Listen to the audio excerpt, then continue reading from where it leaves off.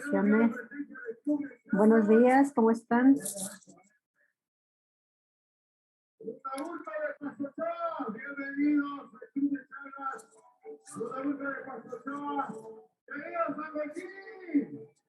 Buen día. Bienvenidos a nuestra clase. Unos preciosos ejemplares de este estilo de charla. Hermosos trabajos. Buen día, Segundo, Antonio, mi hermana Rocío, hermana Elizabeth, Marcela, buenos días. Se está poniendo guapa, hermana Marcela, bien. Hermano Lorenzo, Gisela, Isidro, Roxana. Bueno, un gusto saludarles nuevamente y reunirnos otra vez en este tema tan interesante que es sobre los evangelios apócrifos. Bueno, ya estamos culminando nuestro primer periodo. Hermana Karen, saludos. Estamos culminando nuestro primer periodo de este diplomado. Y bueno, van a seguir otros cursos que también son interesantes y en los cuales van a seguir obteniendo recursos y material para no solamente conocer y enamorarnos más de nuestro texto bíblico, sino también comprender su contenido, su mensaje y todos estos elementos que están presentes o que son importantes en la composición y formación de nuestro texto bíblico. Bueno, saben que igual la modalidad o los requisitos para continuar para el siguiente nivel de estos cursos, aparte de que hagan ustedes estas lecturas que se han puesto en el campus, hay también unos quiz que son, que no son obligatorios, pero unos quiz que sí son obligatorios. Entonces, ya está listo en el aula el quiz que deben de contestar y por favor les animamos a que puedan realizar este diálogo o esta retroalimentación, que es el propósito de estos quiz, puedan contestarlo en la brevedad posible. El quiz de la clase número 6 también está presente y va a seguir abierto para aquellos que no han podido contestarlos. He leído sus comentarios, también sus preguntas, y bueno, me ha resultado interesante y también uno puede darse cuenta de que sí están aprendiendo y todos aprendemos, ¿sí? De alguna u otra manera todos aprendemos. Pero en este caso, estas preguntas o estas respuestas dan a sus comentarios dan a entender que están apasionados, comprometidos e interesados con este curso. Entonces queremos seguir dialogando en el resto que nos queda de este periodo de este curso, porque voy a leer obviamente sus respuestas del quiz y aquí estaremos también entonces dialogando también con sus comentarios que estarán dando de esta última clase que tendremos. Muy bien, diciendo todo esto, vamos a iniciar con nuestro último tema de este día, con respecto a los evangelios gnósticos. Y seguimos con este tema general que tiene que ver con la perspectiva teológica de los evangelios gnósticos en relación con los evangelios canónicos. Y vamos a tocar un tema que posiblemente igual traiga un poco más de comentarios o de preguntas, o a lo mejor no, ¿verdad? Es con el evangelio de Judas. Y este evangelio que ha sido polémico desde que se empezó a publicar su presentación o también su descubrimiento y que todavía sigue siendo de interés de los estudiosos con respecto a conocer más sobre este contenido. Un contenido que no es muy fácil de entender. Obviamente que hay estudiosos que lo han hecho, dan su perspectiva teológica, su posición con respecto a su contenido. Y nosotros vamos a tratar de poder hacer este diálogo, esta lectura del Evangelio en relación con los evangelios canónicos. ¿Y sobre qué temática vamos a estudiar o analizar este Evangelio? Vamos a trabajar o a analizar o hacer esta relectura en relación, seguimos con la eclesiología, pero en este caso con un tema que también es de nuestro interés y que es muy conocido en nuestro contexto evangélico protestante. Y tiene que ver con el liderazgo o con el ministerio. Posiblemente para algunos pueda ser a lo mejor muy como muy atrevido poder hacer esta relación o este enlace, pero lo que estamos haciendo es esto, ¿no? Mirar en qué manera también los evangelios pueden clarificar algunas de las prácticas ministeriales que nosotros hacemos en nuestra iglesia o en nuestros contextos donde nos encontramos. Entonces vamos a trabajar este evangelio en relación a la eclesiología, pero ahora con este tema del liderazgo o el ministerio. Y vamos con el mismo orden o la misma organización del tema o del programa, en el sentido de que vamos a hablar primero a qué se refiere el liderazgo, vamos a tener en cuenta algunas citas del Nuevo Testamento, después vamos a mirar de qué manera nos habla o cómo se presenta este tema del liderazgo en los evangelios específicamente y en algunos textos de Pablo. Después vamos ya con el evangelio de Judas, su contenido, un panorama general de este evangelio, su contenido y llegar a las conclusiones con respecto a este tema. Entonces, como mencionaba, volvemos otra vez al área de la eclesiología o de la iglesia, pero ahora nos vamos a enfocar en este tema, en un aspecto central en la organización. La clase pasada hablábamos de la administración y ahora vamos a hablar de la organización. Y sobre todo, centrándonos en esta figura que a veces tiene que ver con autoridad, tiene que ver con dirección, o tiene que ver, como lo conocemos, con este vocabulario muy utilizado, liderazgo. El liderazgo, esta persona que orienta, que dirige y que también mantiene la comunidad. No es mi intención dar una cátedra de liderazgo. No soy experta en ello, tampoco me considero una persona que pueda tener esta línea para hablar sobre liderazgo, no, sino más bien voy a centrarme más en manera general y mi experiencia y lo que conozco y también lo que he estudiado sobre el liderazgo. Hay muchos recursos, muchos cursos también, ¿sí? Y estos cursos con exponentes reconocidos. Si les puedo preguntar, ustedes pueden decirme a lo mejor algunos nombres de estas personas que hablan de liderazgo. Cuando hablo de recursos, hablo de una vasta bibliografía especializada en este tema. No solamente literatura cristiana, sino también literatura con una línea empresarial, donde se han tomado estos modelos o ejemplos y se han trasladado también a la perspectiva cristiana. Entonces, el objetivo es tener esa visión o ese entendimiento que se tiene del liderazgo o, en otros términos, del discipulado o del discípulo que nos presenta el Nuevo Testamento. Y en este sentido vamos a tomar a este evangelio donde la figura del discípulo o la figura del líder cambie completamente en el evangelio de Judas. Y la pregunta sería también entonces, cuando vamos a leer este evangelio o la conclusión a la que llegaríamos tiene que ver con que esa actitud de Judas fue para usurpar el liderazgo o la misión de Jesús. ¿Cuál es el objetivo de este evangelio?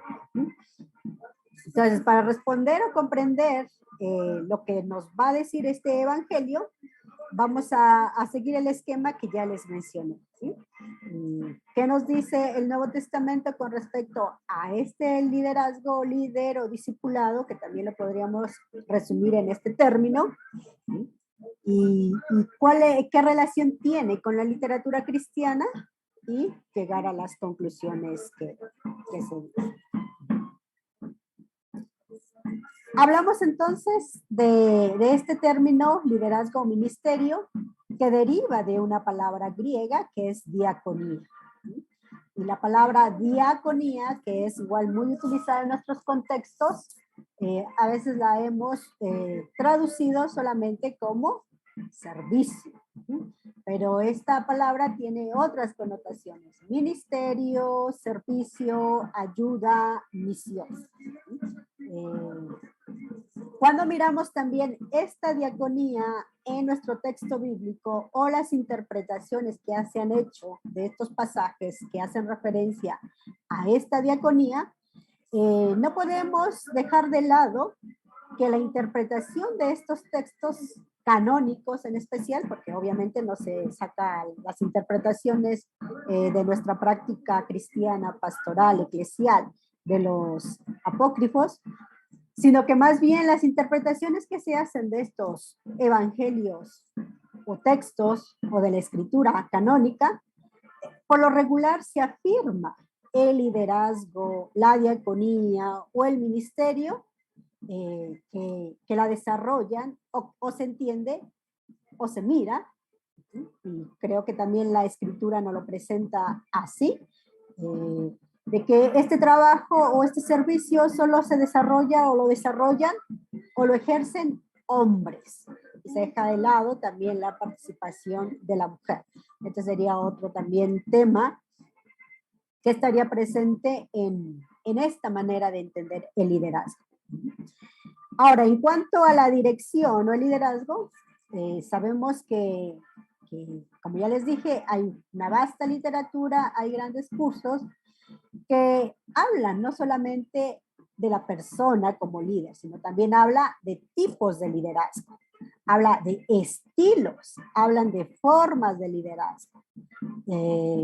Por ejemplo, el líder carismático, el líder de servicio, el líder visionario, etcétera, ¿sí? Entonces tenemos todas estas presentaciones o descripciones y obviamente recursos que nos ayudan para poder hacer esta práctica de liderazgo. Y sobre todo también se habla de posiciones en el liderazgo, en donde a veces se resalta más estas posiciones de apostolado, de ministro, de obispo, de diácono. Pero en algunos contextos el diácono no tiene una posición muy jerárquica, sino más bien el diácono tiene una posición más de servicio sobre las bases, ¿sí? Entonces, también tenemos estas perspectivas, ¿sí? Posiciones que van desde el apostolado hasta el diaconado, ¿sí? Entonces, todo un panorama que está presente con respecto a este tema de la diaconía o del servicio. Pero ¿qué nos dice la escritura con respecto a este tema? ¿O dónde encontramos las bases bíblicas de este trabajo o de esta diaconía? Sabemos que en el Antiguo Testamento ya tenemos los orígenes que nos habla de este ministerio o de esta diaconía o de este servicio. Sobre todo se enfoca en estos pasajes como Éxodo, como Números, cuando se habla del servicio que no solamente que debe de prestar Moisés, los sacerdotes, los levitas en el templo, sino también tiene otras connotaciones este término hebreo que se va a utilizar y haciendo referencia a servir, sherat, o las radicales del verbo shin, resh, tat. En términos españoles, una SH, una R y una T. ¿Sí? El verbo sherat indica servir, desempeñar una función. Y este es el término que se utiliza, como ya dije, en estos textos. Éxodo 28:43, 29:30 y Números 8:26, cuando hace referencia a ese servicio que van a prestar los que están presentes en otros textos con respecto a este contexto. Y vamos a mirar solo una cita para poder entender o para poder constatar lo que estoy diciendo. Éxodo 28:43. Éxodo 28:43. Y dice, bueno, sabemos que el capítulo 28 está en este contexto de la vestidura del sacerdocio, o ya tiene que ver con lo del sacerdocio. Y miramos entonces en Éxodo 28:43, que dice, y estarán sobre Aarón y sobre sus hijos cuando entren en el tabernáculo de reunión o cuando se acerquen al altar para servir en el santuario, para que no lleven pecado y mueran. Es estatuto perpetuo para él y para su descendencia después de él. O sea, aquí está hablando de las vestimentas, pero todas estas vestimentas o todo este investimiento tiene que ver con el servicio, como dice aquí, para servir en el santuario. Y las demás citas están igual en este contexto. Servicio en el templo o en el santuario. Y tiene que ver, como ya dijimos, no solamente servir, sino también desempeñar una función. Tiene que ver con el desempeño de una función específica. Y desde esa perspectiva también encontramos una cita en Génesis 39:4. Voy a darle lectura. Génesis 39:4 dice, así halló José gracia en sus ojos y le servía. Y él le hizo mayordomo de su casa y entregó en su poder todo lo que tenía. Aquí este texto o esta cita está hablando de José no en el templo, sino de José atendiendo, en este caso, en el palacio del faraón. También se utiliza con este sentido el servicio, no solamente en el templo, sino también en otros contextos. Entonces, en el Antiguo Testamento tenemos estos orígenes de esta diaconía o de este servicio. Pero ese es el Nuevo Testamento, donde se nos da una visión más clarificadora con respecto a esta práctica. Vamos a considerar entonces en primer lugar los evangelios canónicos. ¿Qué nos dicen sobre este término o sobre esta práctica? Sobre todo vamos a mirar que los autores evangélicos, cuando hablan de este término, diaconía, o de esta función que deben de cumplir los discípulos, está en la boca de Jesús. Jesús pronuncia no solamente las actitudes que debe de cumplir este servidor, sino también el perfil que deben de identificar a este servidor o a este líder. Estas actitudes y este perfil que Jesús dice y enseña, no solamente con su ejemplo y sus palabras, son palabras o son llamados de atención para estos discípulos o para estos líderes que están estrechamente relacionados con el tema de servicio, de servir, de ayudar, de hacer misión. ¿Sí? Y empecemos primero con Marcos, en este orden que tenemos o que se entiende que está en nuestros evangelios. En primer lugar, Jesús está hablando de posición, pero no una posición en términos posiblemente actuales, humanos, jerárquicos, sino más bien, si uno quiere tener una posición que pueda ser visible, va a dar o va a mencionar estas palabras de una manera muy diferente. Tenemos en Marcos 9:35 y Mateo 20:26 al 28. Ahora sí voy a pedir su participación de algunos de ustedes que tengan a la mano su Biblia y que nos puedan leer estas citas que estamos mencionando. Marcos 9:35 y Mateo 20:26 al 28.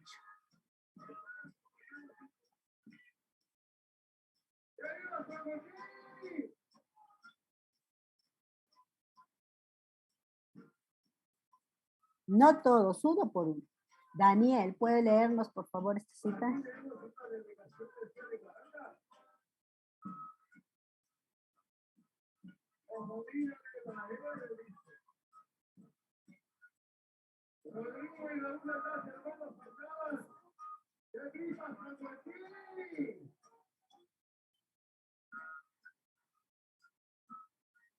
Vamos a pedirle a nuestros ayudantes del servicio técnico que puedan habilitar el micrófono del hermano Daniel y de la hermana Marcela. Y una tercera persona que nos ayude con Juan 13:5, versículo 14 y también el versículo 6. Entonces, 3 personas. Bien, Daniel creo que ya tiene su micrófono habilitado. Entonces, las primeras citas, Marcos 9:35 y Mateo 20:26 y 28. Bueno, buenos días. Marcos 9:35 dice así la palabra del Señor. Entonces él se sentó y llamó a los 12 y les dijo: si alguno quiere ser el primero, será el postrero de todos y el servidor de todos. En Mateo 20, del 26 al 28, dice así la palabra del Señor.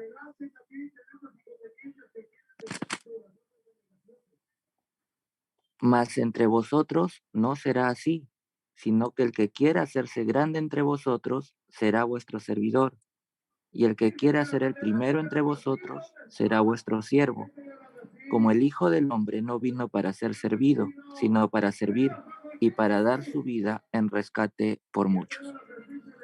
Entonces, un primer elemento en cuanto a una persona o un servidor que quiera ser o que deba de tener una posición visible, tiene que servir.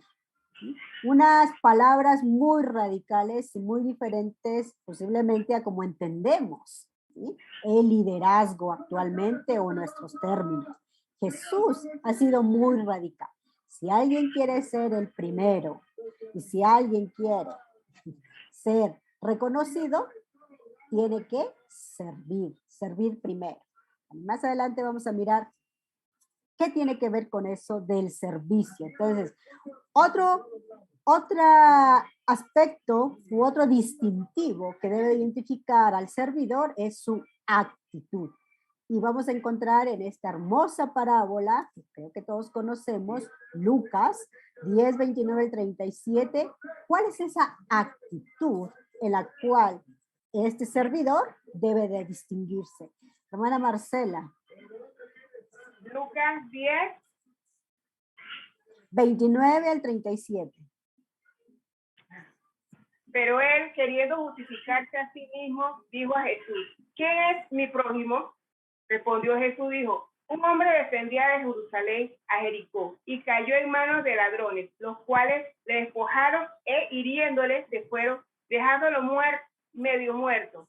Aconteció que descendió un sacerdote por aquel camino y viéndole pasó de largo. Asimismo, un levita, llegando cerca de aquel lugar y viéndole pasó de largo. Pero un samaritano que iba de camino vino cerca a él y viéndole fue motivo a misericordia. Y acercándose, vendó sus heridas, echándole aceite y vino, poniéndole en su cabalgadura lo llevó al mesón y cuidó de él. Otro día, al partir, sacó 2 denarios y los dio al mesonero y le dijo, cuídamele y todo lo que gaste de más, yo te lo pagaré cuando regrese. ¿Quién pues de estos 3 te parece que fue el prójimo de él, del que cayó en manos de los ladrones? Sí. Entonces, esta hermosa parábola está en ese contexto. Si leemos los primeros versículos, Lucas nos está hablando del envío de esos 72. Ya no solamente los 12, sino esos 72. Y les da todas unas instrucciones en los primeros versículos de cómo deben de ir en ese contexto. Después tenemos al final, entonces, este relato. ¿Sí? ¿Cuál es esa actitud que debe de distinguir al servidor? Tiene que ver con misericordia, porque esta parábola no solamente está hablando para los fariseos y los saduceos que siempre estaban en debate o en controversia, sino para sus discípulos. ¿Sí? ¿Quién es esa persona? ¿Sí? ¿Qué hizo bien? Le preguntan, o cómo saber si están haciendo bien. Entonces, Jesús les cuenta esta parábola y rescata este término, misericordia. ¿Sí? Y es un término griego que tiene que ver, bueno, la misericordia tiene que ver con que una persona sea sensible, ¿sí?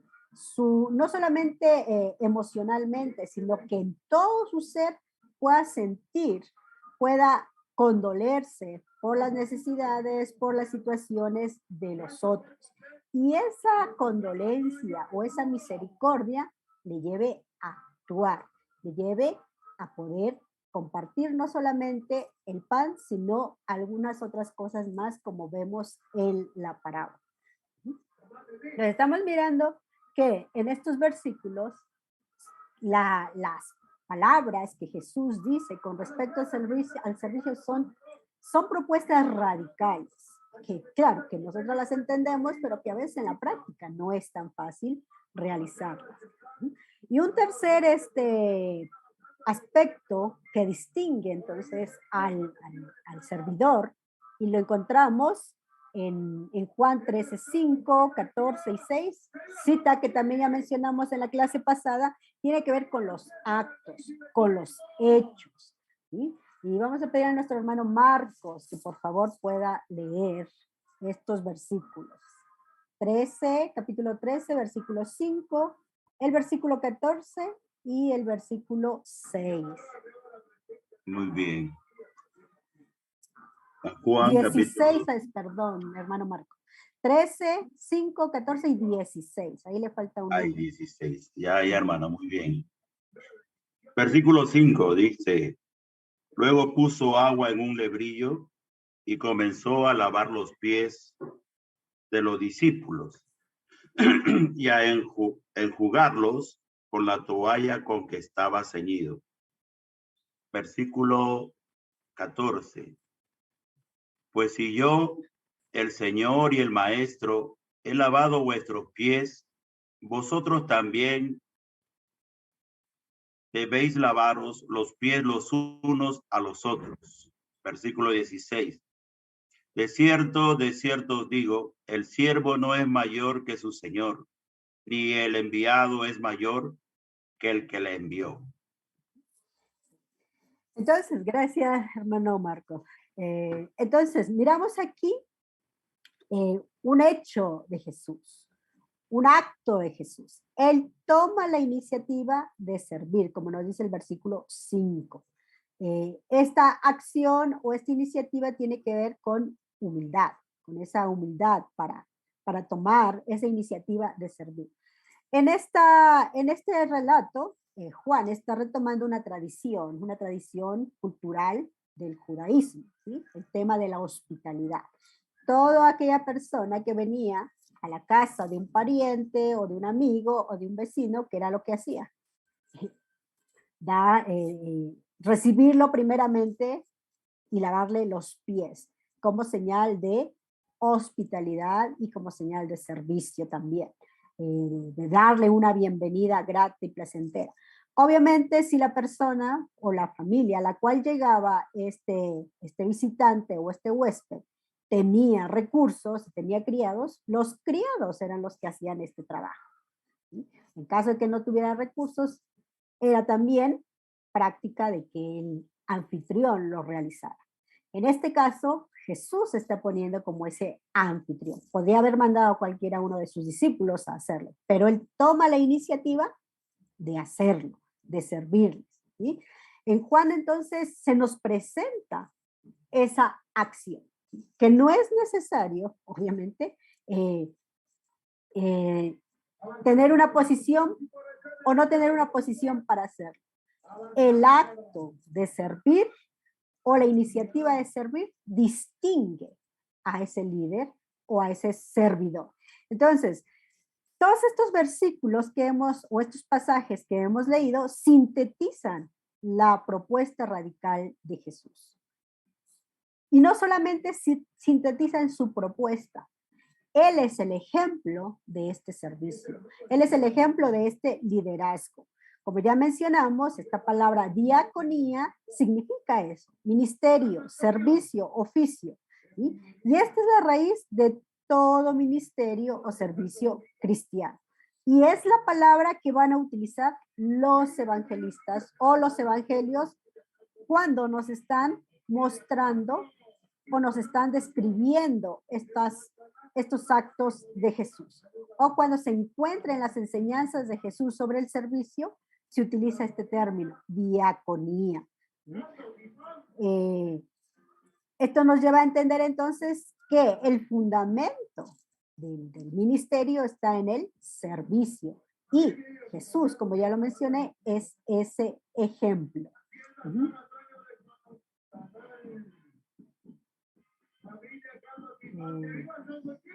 ¿Por qué tenemos aquí una pregunta? ¿Por qué los evangelios apócrifos no tienen validez y los canónicos sí? Bueno, creo que a lo largo de todo de este curso no estamos haciendo referencia a su no validez de los apócrifos, más bien si tienen validez. Cuando ya hacemos las conclusiones, nos damos cuenta de que estos evangelios nos hacen reflexionar o dialogar con el contenido o las tradiciones de los evangelios canónicos.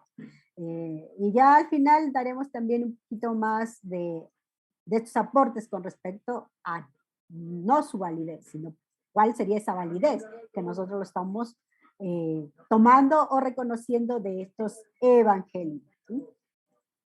Entonces, en los evangelios solo mencionaremos estos pasajes donde la propuesta de Jesús es radical con respecto al ministerio o al liderazgo o al discipulado.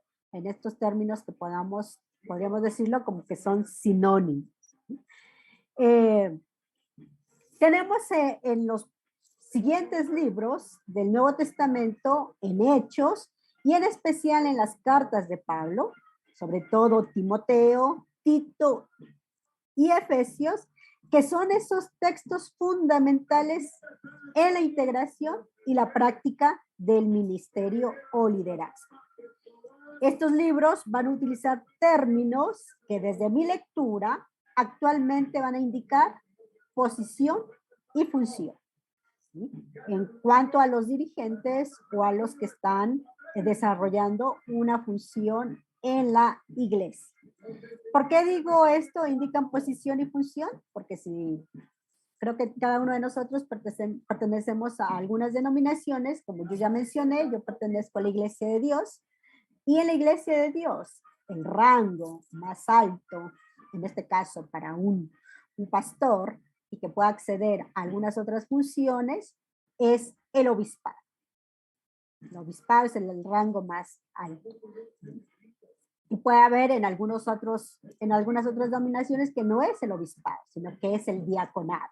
Y no es el diaconado, sino es el presbítero. El presbítero, el que dirige, o el que tiene el rango más alto. Eso ya depende de la práctica y de cada una de las denominaciones. Entonces, en estos libros vamos a encontrar estos términos. Estos términos que desde mi punto de vista ya están indicando una posición y función, que no está mal, ¿sí? Pero estas posiciones y estas funciones, si se olvida de lo que Jesús nos dijo, porque Jesús es el modelo y esa es nuestra guía, su ejemplo, sus palabras, si estas posiciones se olvidan de esto que Jesús dijo, entonces está como que hay una incoherencia en este sentido. Entonces, el primer término que se encuentra en Timoteo y en Tito tiene que ver con esto, episcopos, término que se traduce como obispado. Otra vez vamos a pedirle a algunos hermanos que nos ayuden en la lectura de estas citas. 3 hermanos que nos ayuden en estas citas.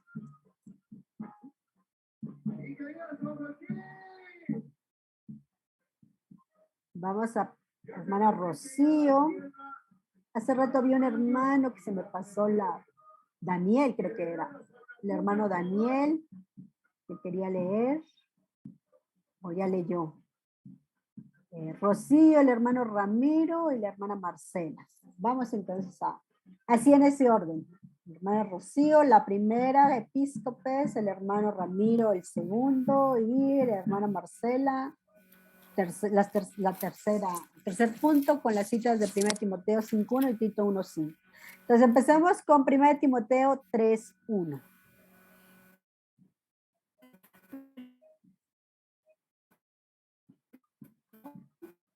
Palabra fiel.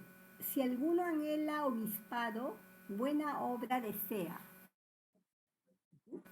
Aquí ya Pablo está diciendo, si alguien anhela esta designación, está bien. Veamos Tito 1.7.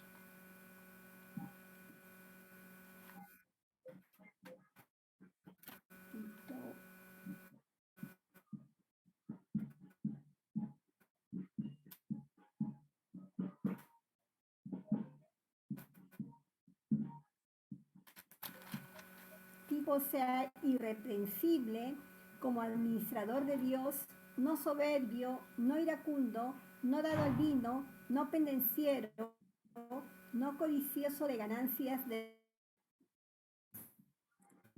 Era Tito 1.7.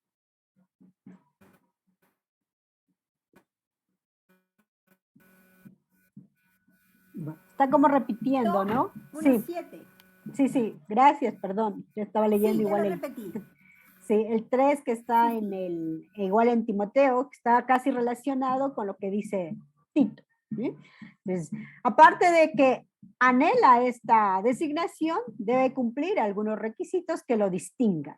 Pero en este caso ya Pablo está incluyendo posiblemente algunos actos que algunos obispos no estaban cumpliendo. Por eso le está diciendo, ¿sí? Debe ser irreprensibles como administrador de Dios, no soberbio, no iracundo, no da al vino, no pendenciero, etc.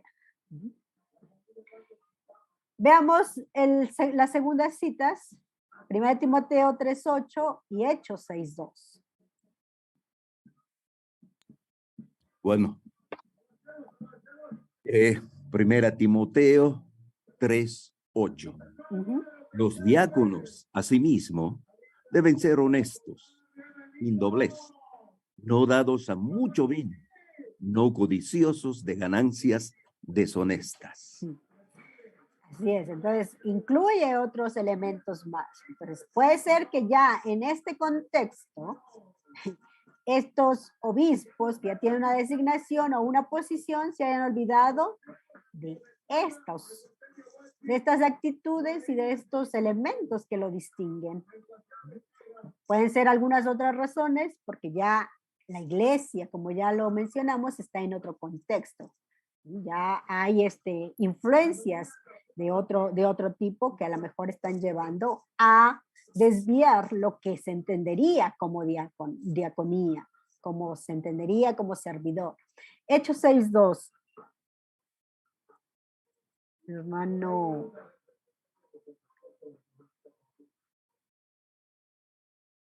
Javier me parece que era.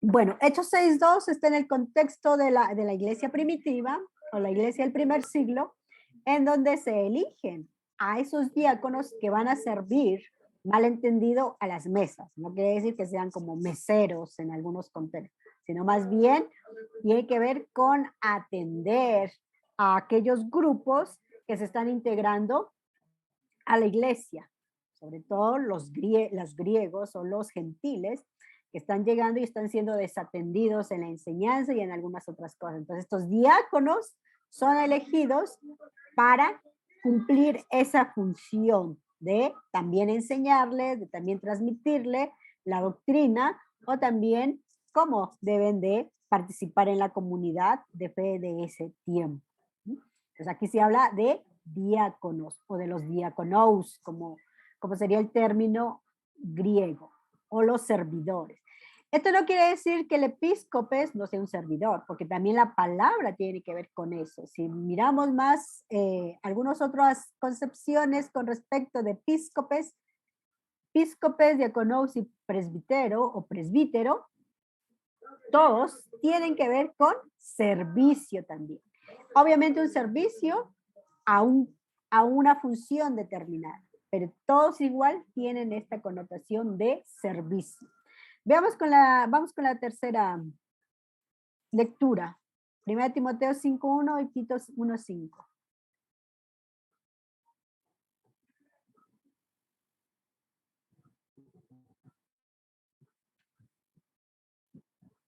Mi hermana Marcela creo que era la que iba a leer.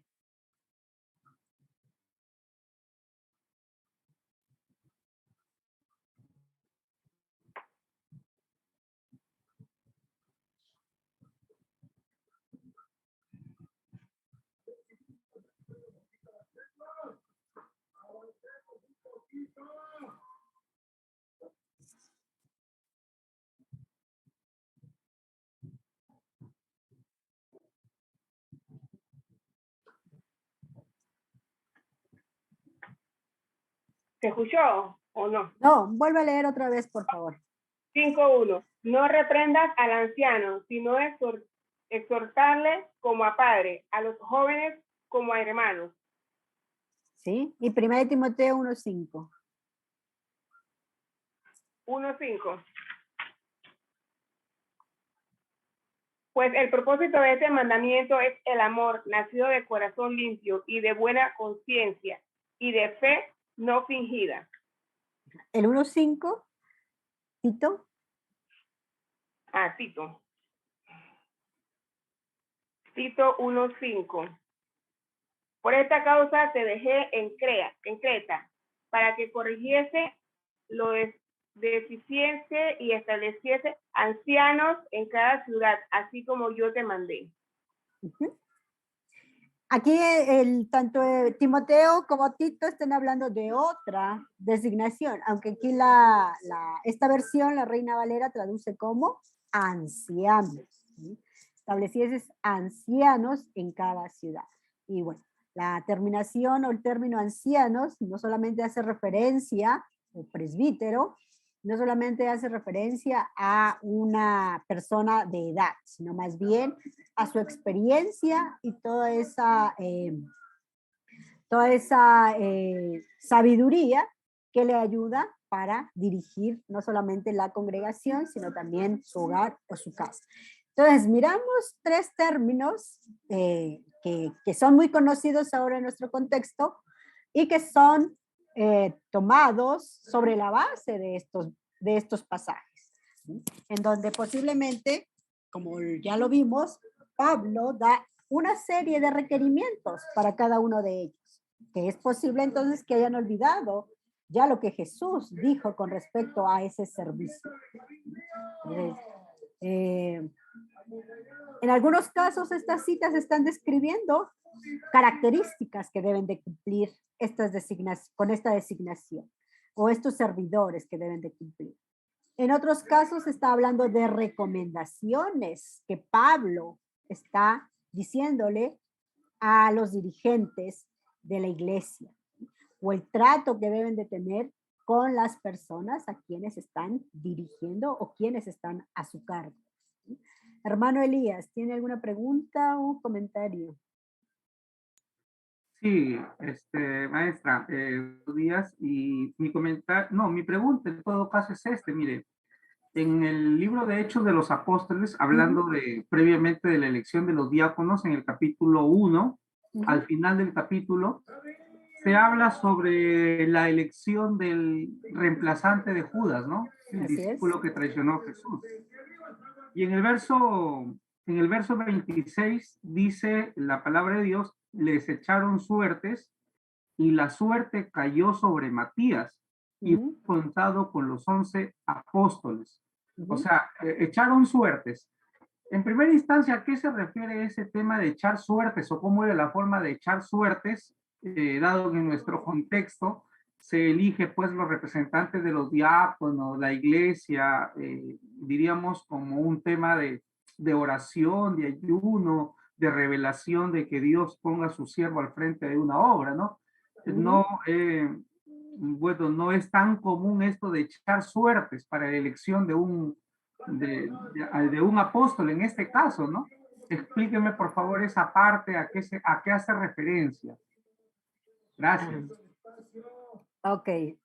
Aunque no estamos hablando de esta elección, sino más bien del Evangelio, su posición con respecto al tema del liderazgo, obviamente que esta cita que usted trae a colación tiene que ver con este personaje que vamos a hablar más adelante, que es Judas, ¿no? Y cómo fue elegido. Algunos comentaristas van a hacer referencia a que este tema de echar suertes posiblemente ya es una cultura o más bien una práctica cultural influenciada desde, en este caso, de la cultura griega, ¿sí? Porque esa era una manera también de elegir no solamente a los sucesores, en este caso de los dirigentes, sino también de algunas otras posiciones. Es posible que sea la influencia de esta cultura. Ahora, con respecto a esto, como usted dice, para nosotros echar suertes ya tiene otra connotación mucho más negativa y desde otra índole, ¿sí? Porque el echar suertes puede ser ir a que nos lean una carta, ir a que nos adivinen algo o otro tipo de prácticas occidentales, ¿sí? Y que para nuestro contexto evangélico no es correcto. Creo que el pueblo, no solamente en el Antiguo Testamento cuando nos habla, sino también el pueblo ya considerado la iglesia del primer siglo, no fue ajena a este tipo de influencias, ¿sí? Influencias culturales. Pero ¿cuál es la diferencia?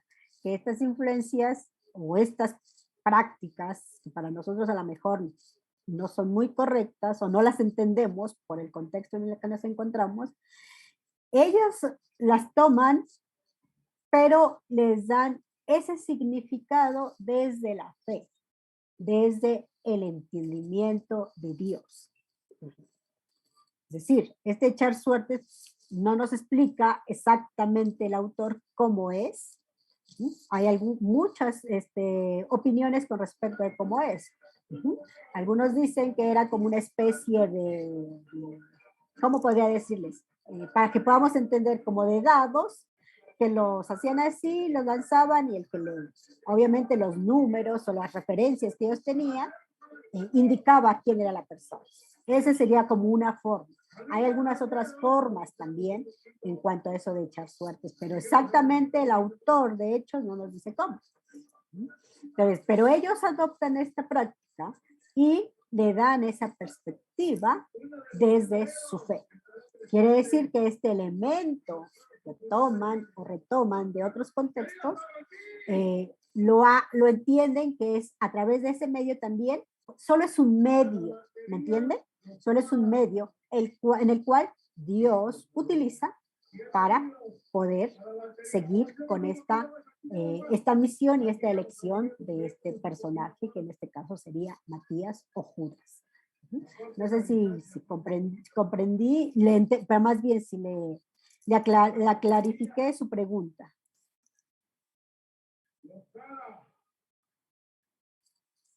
Así es, Eduardo. Exactamente, como nos dice aquí Eduardo. Echar suertes en el contexto histórico de entonces el judaísmo era una costumbre cultural, influenciada posiblemente no solamente por los griegos, sino ya desde otras culturas, como en el caso Canaán, Babilonia, los persas. Actualmente sí se echan suertes porque se votan para elegir los diáconos de las congregaciones. Varias prácticas que se utilizan en el libro de Hechos no es algo normativo. Exactamente, y esta palabra me gusta de lo que dice Eli, ¿sí? No es algo normativo. Aunque algunas cosas que también, o algunas prácticas que tenemos como normativas, a veces tampoco son correctas para nuestro contexto actual, que las miramos igual como normativas, como en el caso de estas posiciones, como les decía, en mi iglesia de Dios. Es normativo que una mujer no tenga esta designación de obispo. Entonces, y hay algunas otras cosas que que aún la misma iglesia actual toma como normativo y que no debe ser normativo, y algunas cosas que deben de ser normativas y no las toman como normativas en este sentido. Gracias por sus comentarios. Hermano Lorenzo. Muy bien, hermano. Buenos días. Muy buena la enseñanza. Sobre la suerte, yo creo que Josué también hicieron suertes para que reparte las tierras prometidas. Y otra suerte hicieron a 2 machos cabrillos para el sacrificio, uno que se llamaba Azazel. Así es. Yo creo que es bíblico, ¿no? Sí, sí, es bíblico, pero en los contextos o en el contexto tanto del Antiguo Testamento como del Nuevo Testamento con esas prácticas de ese tiempo. Otra vez, actualmente el echar suertes tiene una connotación muy negativa y hay lecturas que tienen que ver con eso, porque hay una lectura donde dice sobre juegos de azar, que no hay que practicarlos porque no es correcto. Entonces ya vemos que en el texto bíblico sí hay estas prácticas que se hicieron, y otra vez, las utilizaron como un medio, nada más, no el fin. ¿Sí? Un medio en donde a través de ese medio, un simbolismo también, Dios obra, Dios se manifiesta, Dios elige ya sea a estos personajes o estos objetos que se están mencionando, tanto en el Antiguo como en el Nuevo Testamento. Hermano Carlos.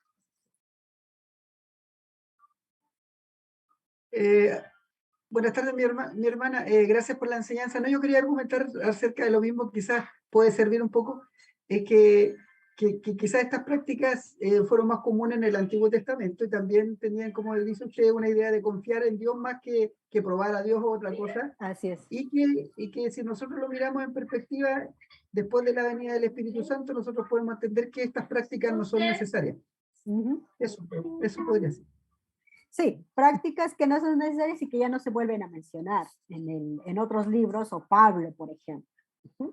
Ya Timoteo también nos va a dar otra práctica de elección o de designación, sobre todo la que conocemos también nosotros, la imposición de manos. O en el mismo libro de Hechos, capítulo 13, cuando se elige a Pablo, a Bernabé y a los otros discípulos que hagan la misión hacia los gentiles, vamos a mirar otro tipo de prácticas. Entonces, en este sentido, otra vez, aún en nuestro contexto, Dios utiliza medios, formas, de acuerdo a nuestro contexto, para hacerse presente, visible, o para mostrar su elección al servicio. Lo que yo quiero resaltar aquí es esto, que creo que esto no pasa de moda. Son principios, son actitudes, y es el perfil que no debe, esto sí sería normativo, podríamos decirlo así, que no debe dejarse de lado. El servicio, que es lo que distinga, no como una posición que vemos acá, el episcopo o el diácono o el presbítero, sino su servicio distinga, su actitud y esos actos distingan ya a estas personas. El medio, como se utilice en los diferentes contextos, aún en nuestras iglesias de América Latina, posiblemente cada denominación tenga igual otras formas. Ese medio, bueno, eso va a depender de cada una de estas iglesias, ¿sí? Pero estos principios o estos elementos importantes creo que no deben de ser variables, sino deben de mantenerse. Ángel, hermano Ángel.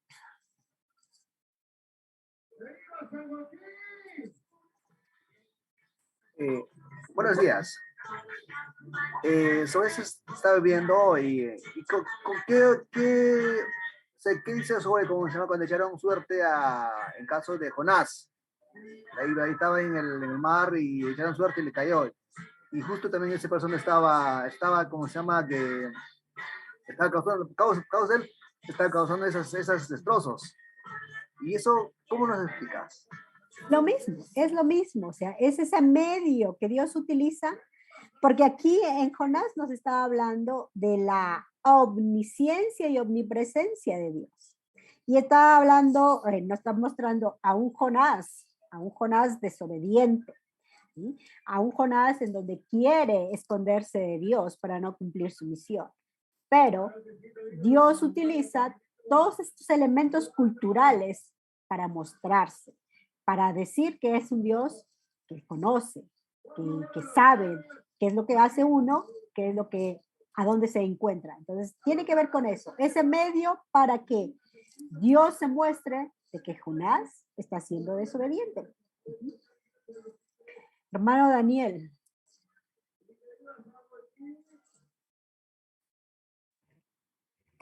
Sí, hermana, yo quisiera compartir un pasaje que habla justamente sobre esto. Se encuentra en el libro de Proverbios, capítulo 16, versículo 33, que dice: la suerte se echa en el regazo, mas de Jehová es la decisión de ella.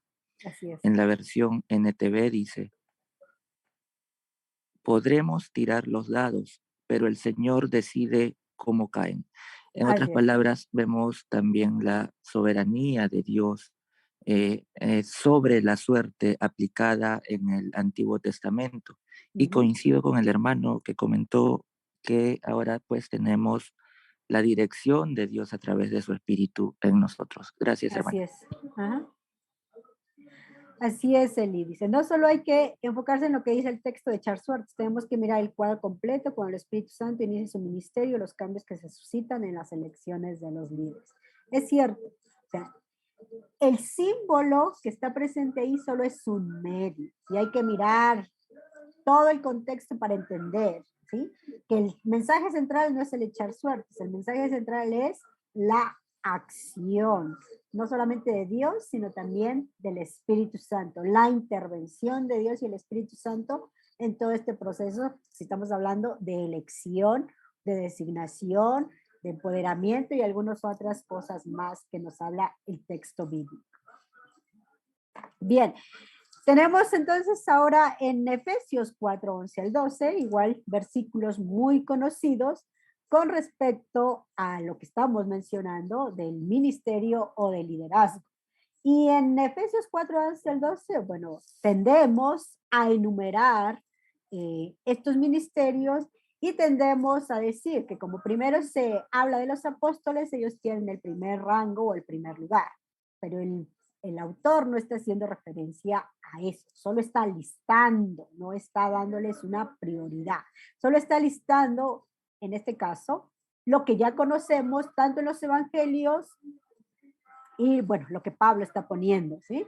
Apóstoles, profetas, evangelistas, pastores y maestros. Entonces hay una opinión que está siendo muy aceptada con respecto a que no hay pastores y aparte maestros, que es posible que sean pastores con esta cualidad de maestros.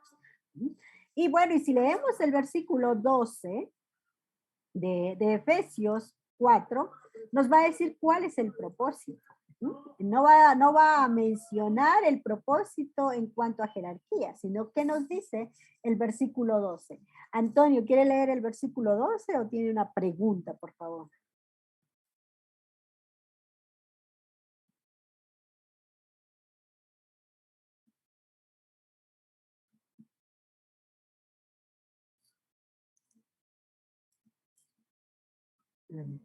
Antonio, hermano Antonio.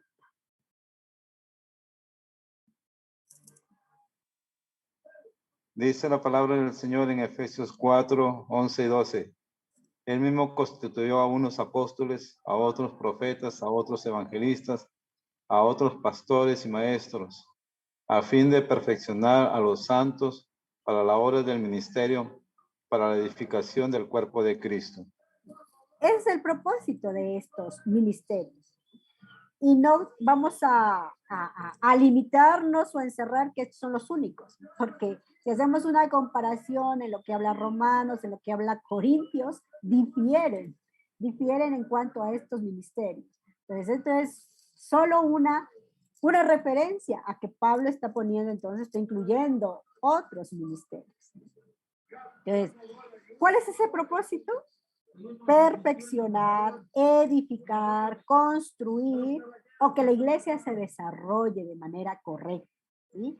No tiene que ver con posición, como mencioné, sino tiene que ver con ese servicio para que la iglesia cumpla su función, para que la iglesia cumpla su tarea, ¿sí? Isidro, una excelente pregunta y que no quiero aquí causar controversias, ¿sí? Estas posiciones altas no son posiciones otra vez. Otra vez, no, el texto no está hablando de jerarquía, está hablando de un grupo, ¿sí?, en complemento para perfeccionar o desarrollar a la iglesia. Pero dice, ¿puede una mujer ejercerlo? Obvio que sí. Hombre y mujer tenemos las capacidades y habilidades que Dios nos ha otorgado para este tipo de servicio o este tipo de ministerio. Vuelvo otra vez, va a depender de las denominaciones, de las confesiones de fe, si permiten o no permiten a una mujer realizarlas. Elías, hay una controversia con los apóstoles del siglo XXI. Exactamente, ¿sí? La teología que en este caso los apóstoles del siglo XXI están manejando difiere, otra vez, difiere a lo que nos ha dicho Jesús y lo que tiene que ver con el apostolado bíblico. Otra vez, Lucas 10, como ya dije, está hablando de esos 72. ¿Quiénes son esos 72? Ahí están los 12. ¿A quiénes se refiere esos 72? ¿Solamente son apóstoles? Creo yo que no. Desde el análisis, ¿sabes?, que he hecho, no tiene que ver con los apóstoles, tiene que ver con esos seguidores que también están haciendo la misión. Y lo mismo va a suceder en Hechos. Cuando habla de diáconos, y que a veces, como ya mencioné, este término diácono lo tenemos en algunos contextos eclesiales como el más mínimo. Solamente el que limpia o solamente el que hace labores muy básicas. Pero si leemos en Hechos más adelante, Hechos 8, Esteban, 7, 8, Felipe, que son elegidos diáconos, ¿qué hacen? Hacen lo mismo que los apóstoles. Enseñan, hacen milagros y otras cosas más. Entonces, en la iglesia del primer siglo, digámoslo así, estas posiciones no solamente cumplían con una función, cumplían la función de misión, así como Jesús. Tanto Lucas, como nos dice con esos 72, como en Hechos, cuando se eligen a estos diáconos. Entonces, creo yo, hermano Elías, que sí, que estas perspectivas teológicas actuales influenciadas a lo mejor, otra vez, posiblemente por estas enseñanzas de línea empresarial, nos llevan a desvirtuar un poquito el tema del apostolado o de los apóstoles. Aunque también hay algunas otras perspectivas cristianas, ¿sí? Que le dan otra vez sobre la base de esta lectura o interpretación, porque como se mencionan a los apóstoles en primer lugar, se cree o posiblemente se entienda que ellos son los primeros, pero yo creo que no es así, porque ya lo que nos dijo Jesús en una posición, el que quiera tener una posición, su distintivo no es el nombre, el rango, el distintivo es el servicio. Hermano Antonio.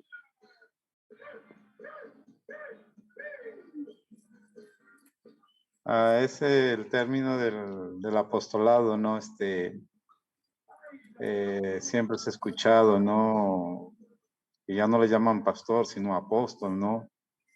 Y entonces, yo recuerdo que trabajé con un pastor que exactamente yo le decía, unos pastores le decían pastor, dijo, yo no soy pastor, soy apóstol, me dice, ¿no? Entonces, creo que se ha manoseado mucho el apostolado, ¿no? Como usted estaba diciendo, ¿no? Que lo importante es el servicio al Señor, ¿no? Ya eso, títulos, como se llaman, pienso yo que ellos o las personas se los ponen o por revelación divina, bueno, pero el término del apostolado, ¿no? Que piensan que ellos lo saben todo, ¿no? Y no está bien ahí, ¿no? Así es. Cuando realmente, cuando Jesús, ¿no? A Jesús le decían maestro, le decían apóstol, le decían profeta, ¿no? O sea, él cumplía ¿cómo se llama? Los 5 ministerios completos, ¿no? Pero ahí vemos la humildad y la sencillez de Jesús, ¿no? En cambio, hoy día, no se le puede decir a un apóstol pastor, ¿no? Porque se molesta, ¿no? Y mi inquietud es que el apostolado ha sido muy manoseado en estos tiempos, ¿no? Así es. Se ha visto muchas cosas, pero eso era mi opinión, pastora, Dios le bendiga. Gracias, hermano Antonio, por su comentario. Es cierto, muy tergiversado el término apóstol. Y otra vez, creo yo que tiene que ver igual por la influencia de la literatura, el contexto del momento, el tipo de liderazgos que se maneja no solamente a nivel eclesial, sino en otros contextos, ¿sí? Donde la posición es importante y no tanto lo que uno hace. ¿Sí? Ya sabemos que también hay desde otras disciplinas que nos resaltan el ser, ¿sí? Y no tanto el hacer. Y dentro del hacer estaría este tema de designación. Y en cuanto a ser, realmente quiénes somos como servidores, servidoras de Dios. ¿Sí? ¿Qué es lo que nos distingue en nuestro ministerio? Creo que me estoy adelantando las conclusiones, pero entonces hay que mirar todo eso. ¿Sí? ¿Qué es lo que hace? ¿Sí? Que yo me designe como apóstol, solo porque se escucha más bonito o porque es la moda del momento. No, hay que mirar en un contexto o en un trasfondo mucho más profundo y sobre todo en la misión de la iglesia o como iglesia igual. ¿Sí? Si nos consideramos apóstoles, estamos realizando el ministerio del apostolado realmente como nos lo menciona los evangelios y sobre todo como lo menciona Jesús.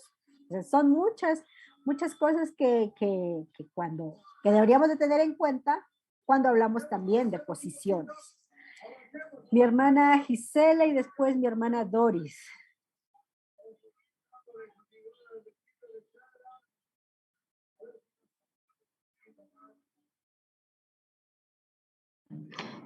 Buenas tardes, profe. Cuando Jesús en alguna parte, no sé, que decía que no hay que decir maestros porque solo uno es el maestro, aquí tampoco deberíamos utilizar el término maestros, sino tal vez solo pastores, sin tomar en cuenta que maestros también llamamos a los educadores en las escuelas o en los colegios, ¿no es cierto? Entonces, no sé si Pablo no sabía que no debía poner término maestro, sino tal vez solo pastores. Bueno, creo que no hay que leer tampoco tan literal esta designación de maestro, porque tiene que ver más allá de esa designación que le dicen a Jesús como maestro, ¿sí? No me llames bueno, porque tiene que ver más con este adjetivo, bueno, ¿sí? No me llames bueno porque él es un maestro. No me llames bueno porque bueno hay solo uno, que en este caso es Dios. ¿Sí? Creo que en nuestro contexto hemos considerado estos ministerios y nos hemos denominado así.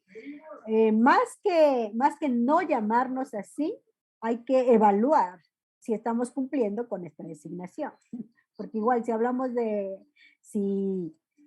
evaluamos a nuestros maestros o a nuestros educadores fuera de la iglesia, hay algunos que son pésimos, que solo son por designación, ¿no? Y no tanto por su actividad. Lo mismo sucede en la iglesia, ¿sí? Entonces, yo soy maestra.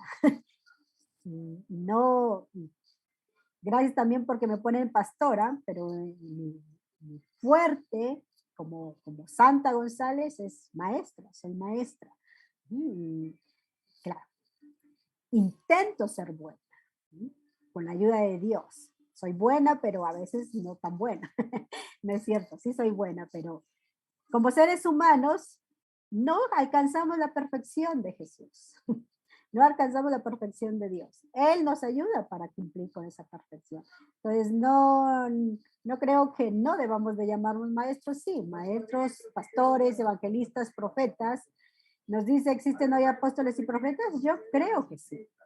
Apóstoles y profetas en el sentido de la función, de lo que significa ser apóstol y profetas. ¿Sí? La iglesia tiene que cumplir su rol profético. La iglesia tiene que cumplir.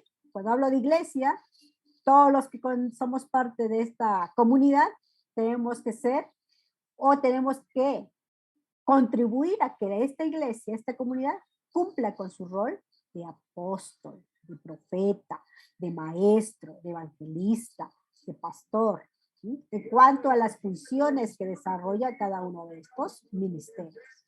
Hermana Doris, y con la hermana Doris terminamos para continuar con la clase.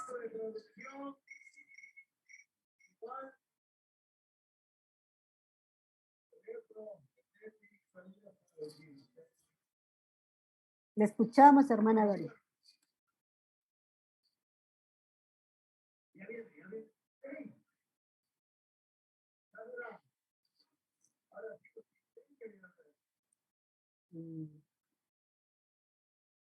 Hermana Doris, creo que no está. Bueno, entonces terminamos con este panorama tanto del Antiguo como del Nuevo Testamento con respecto al liderazgo. Y nuestro siguiente punto ya es entrar al Evangelio de Judas. Vamos a hablar del Evangelio de Judas. Un panorama general primero del Evangelio de Judas. Judas, un personaje que ha causado intriga, que ha causado rechazo, y también ahora con la publicación de este texto ha contribuido a ese deseo de conocer más sobre este personaje que está presente durante los 2000 años de historia del cristianismo. Por los evangelios canónicos ya tenemos un perfil de este personaje. ¿Sí? Ya se nos da una imagen también de este personaje. Pero veamos qué perfil o qué imagen ahora nos da este evangelio. ¿Sí? Judas es un personaje importante.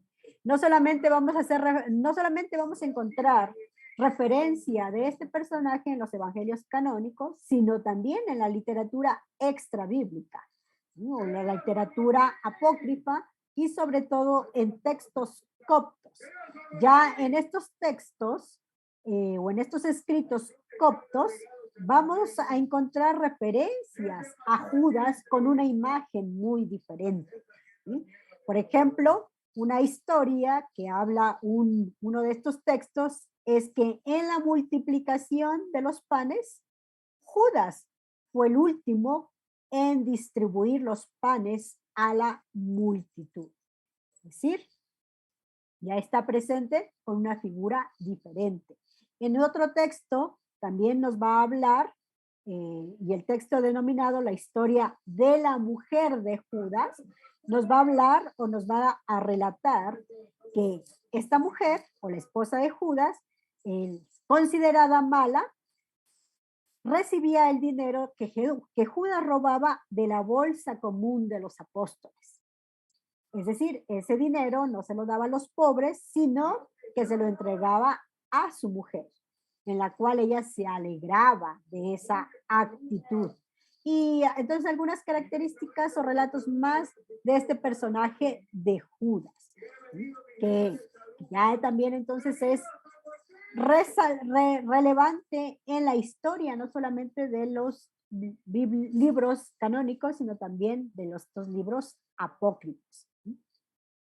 La recuperación de la figura de Judas por los gnósticos y su interpretación que se presenta en estos textos es como una contrapuesta a lo que se mencionan en los evangelios canónicos, o es una contraposición al bloque apostólico que se representa en la figura de los 12. ¿Sí?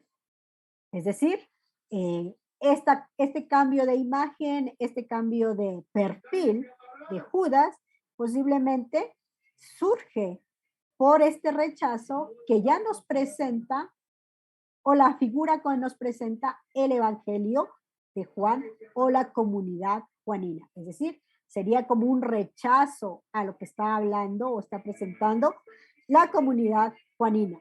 ¿En qué sentido? En que en el Evangelio de Juan vamos a mirar que es donde se presenta una postura mucho más drástica sobre este personaje que es Judas. Y tenemos algunos textos, déjenme ver si lo encuentro. No. Tenemos algunos textos que nos hablan de esa figura drástica de Judas, perdón. Y lo encontramos en el Evangelio de Juan. Juan 13, 27, Juan 12, 6 y Juan 13, 30. En Juan 13, 27 nos va a decir este texto, o nos va a mencionar que Judas es un agente de Satanás, es decir, es un medio, un instrumento de Satanás. Dice en el versículo 27 del 13, dice, y después del bocado, Satanás entró en él. Entonces Jesús le dijo, lo que vas a hacer, hazlo más pronto.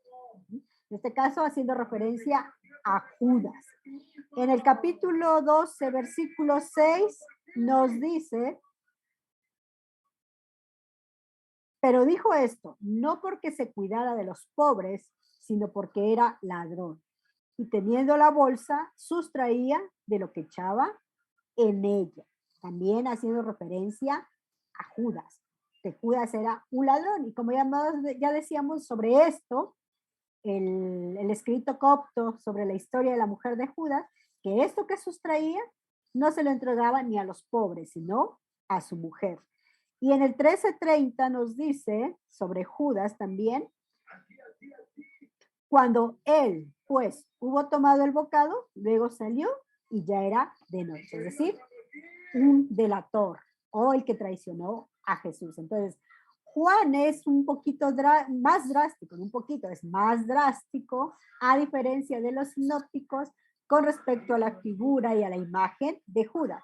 Entonces, estos escritos que tratan de cambiar la imagen y la perspectiva de Judas sería como un rechazo o una contraparte a lo que nos dice esta comunidad.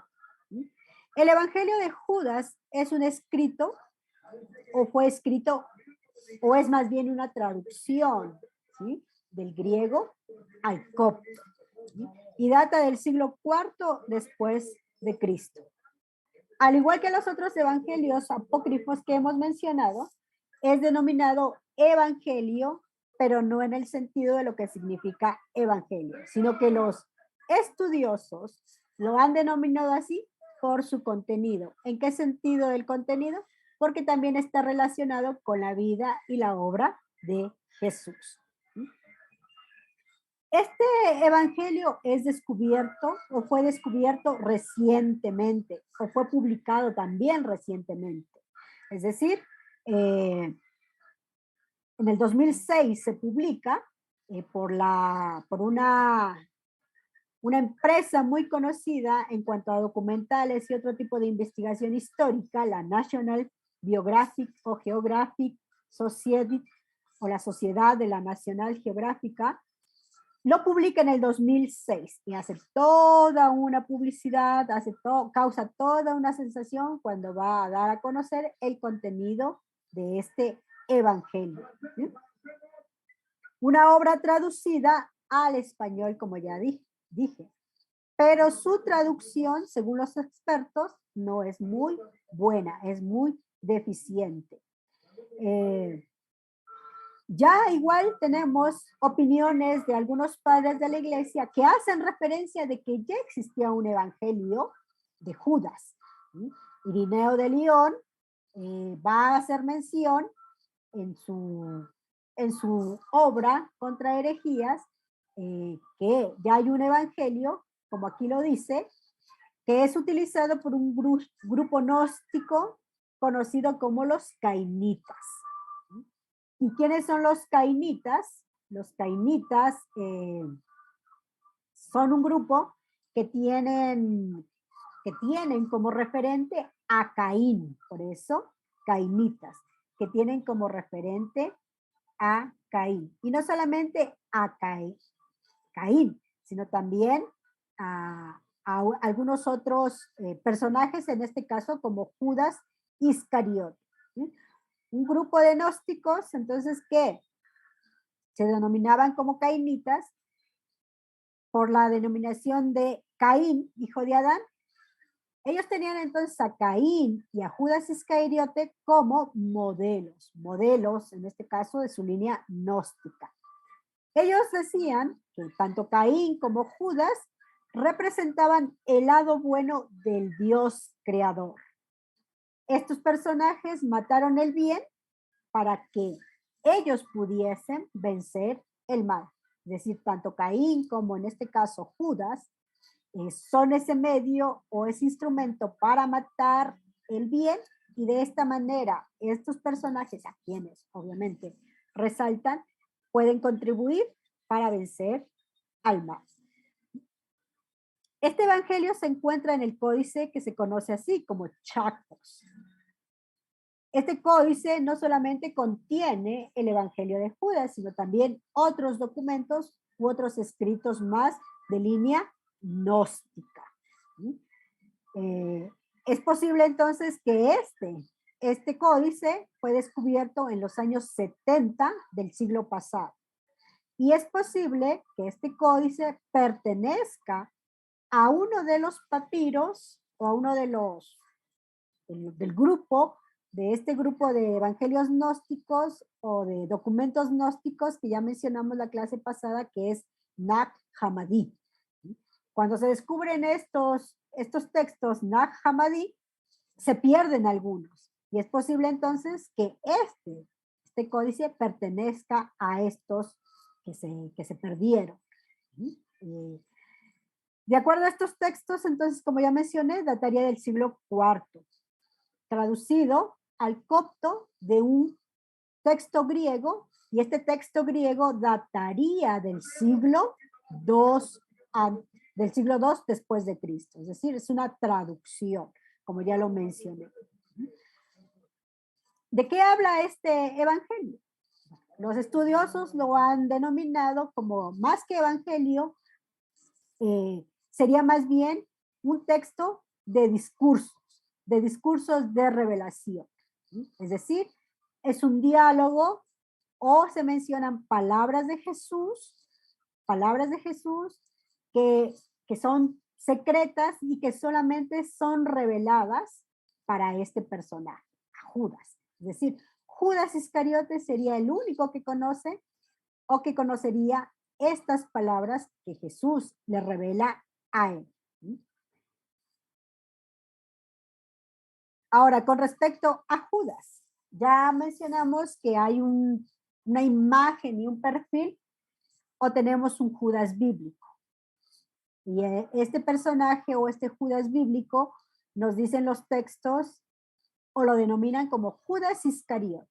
Iscariote no es su apellido, sino más bien Iscariote es la designación del lugar a donde pertenece, ¿sí? Nombre de la ciudad a la cual él pertenece. Era originario de esta región, ¿sí? Que se encuentra en Judá. Y los evangelios canónicos lo describen así, de esta manera. Aunque ya lo dije, lo volvemos a mencionar, que es esa figura o este personaje bíblico tiene algunas designaciones. Como traidor, en Mateo, no solamente en Juan, sino también en Mateo 16:21, 26:23, en Marcos 14:18, 42, en Lucas 22:21 y en Juan, que ya mencionamos algunos versículos. Así también en Juan 12:4 al 6, como ya dijimos, en ese contexto de la Eucaristía, que se ha interpretado así, Judas es el que es el elegido para este tema de la traición. En cuanto a su muerte o cómo muere, lo encontramos en Mateo 27:3 y también en Hechos 1:18. Entonces, un personaje bíblico que se va a contraponer al personaje que nos va a hablar este evangelio. Este evangelio de Judas. Entonces, la figura de liderazgo la figura de liderazgo en el evangelio de Judas. Ya dijimos que es un discurso de revelación, contiene muy poco material narrativo, solamente al comienzo y al final va a haber algunas breves indicaciones narrativas. La mayor parte del texto se trata de un diálogo que hay entre Jesús y Judas, en este caso el discípulo que es Judas, donde Jesús va a presentar palabras secretas o revelaciones que no se las da a conocer a los discípulos, sino solamente a Judas, ¿sí? A este Judas. Un diálogo, como ya mencioné, maestro y discípulo, que es una de los procedimientos que también tenían los gnósticos, o una forma que utilizaban también los gnósticos entre el maestro y el discípulo. Lo más novedoso o chocante que se ha presentado en este evangelio es esto, que se trata de reivindicar la figura de Judas Iscariote. Es decir, como no lo presentan los evangelios canónicos, no es así, sino más bien se presenta de otra manera. Sabemos que Jesús, los evangelios canónicos nos presentan a Jesús como traidor. En el caso de este evangelio no es así, sino más bien es Jesús quien incita a Judas para que lo entregue. Y también el evangelio nos va a decir que no muere violentamente, sino que Judas sobrevive para convertirse en líder de una comunidad gnóstica, ¿sí? Un modelo de líder para esta comunidad. Otra vez, en los canónicos no se presenta como héroe, sino más bien como un personaje que traiciona, ¿sí? No solamente a Jesús, sino también a la comunidad de los apóstoles y de toda la comunidad que sigue a Jesús. En cambio, en este evangelio se va a presentar como héroe, ¿sí? Es el héroe de este evangelio. Y se va a mencionar como el único discípulo de Jesús investido de la verdad, es decir, que conoce la verdad. Él conoce la verdadera identidad de Jesús y es por eso que no lo traiciona, sino más bien Jesús le pide que lo entregue. De esta manera, Judas se va a convertir en un agente de liberación. A diferencia de Jesús, él va a ser la víctima o él va a ser el sufriente.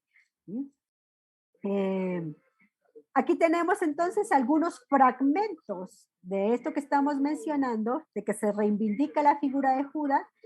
Estamos presentando entonces algunos fragmentos de lo que nos habla este evangelio o cómo se presenta. Exactamente, el beso no tanto es una herejía, pero aquí no se habla de beso, sino posiblemente los canónicos cuando hablan del beso también están haciendo referencia a una tradición ya judía. Entonces, tenemos aquí un primer fragmento con respecto a ello. Dice, pero sus espíritus no se atrevieron a colocarse delante de él, excepto Judas Iscariote, hablando también de los apóstoles. Él fue capaz de colocarse delante de él, pero no pudo mirarlo a los ojos y desvió su cara. Judas le dijo, en este caso Jesús, yo sé quién eres tú y de dónde has venido. Tú eres del reino inmortal de Barbel, y yo no soy digno de pronunciar el nombre de aquel que te envió. Este es un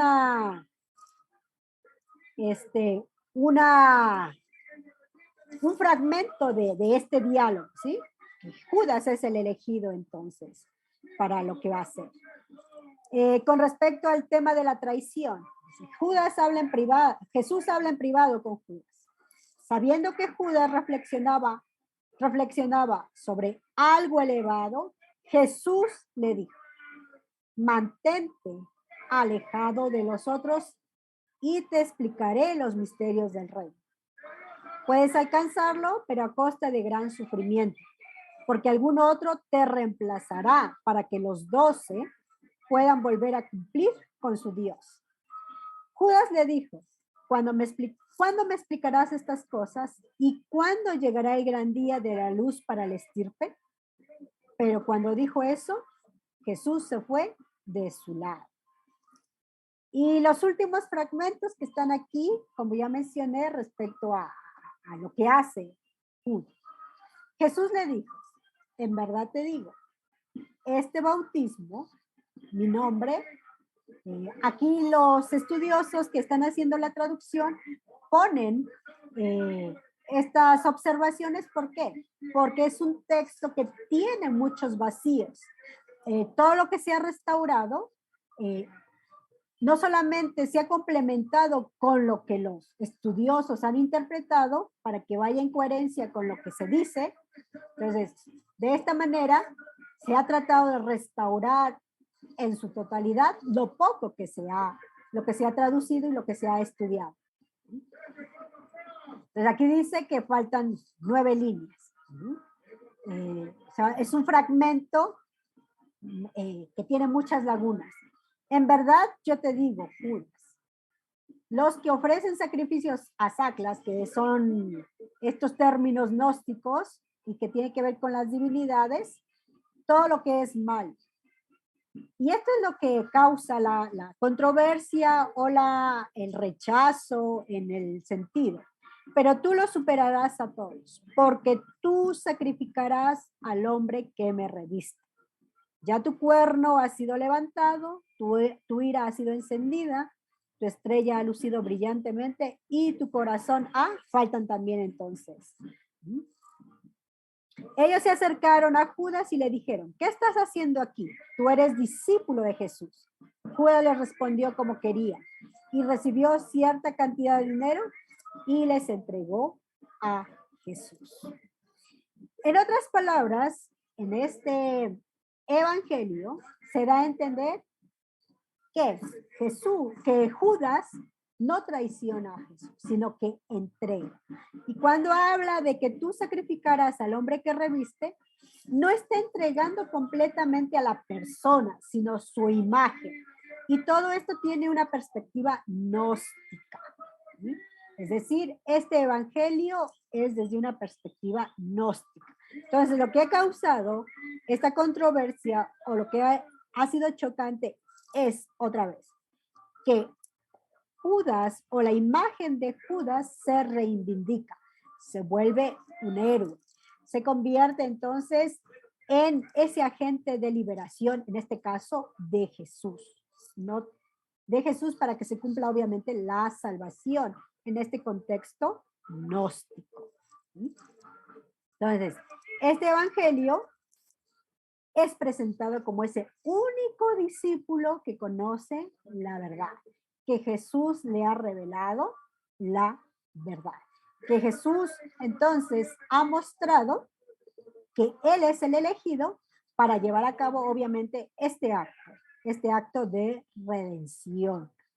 Pero obviamente es un evangelio eminentemente gnóstico, con términos y obviamente con todo este acto que hace Judas de esta línea gnóstica o de este pensamiento gnóstico.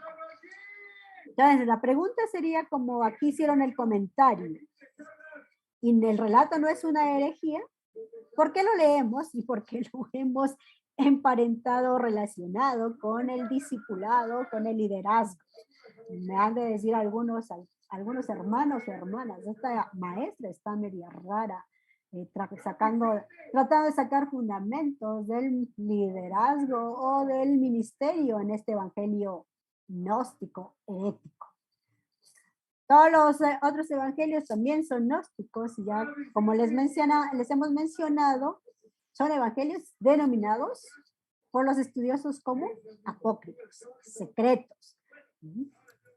Entonces vamos a las conclusiones o a las implicancias con respecto a este evangelio. Implicancia en el sentido de lo que hemos hablado con respecto al liderazgo o al ministerio. Aquí tampoco quiero yo reivindicar la figura de Judas, sino más bien lo que significaría Judas o lo que es Judas para nosotros. Traicionero, mentiroso, ladrón, etc. Y hay algunas posiciones muy radicales con respecto igual a este nombre de Judas.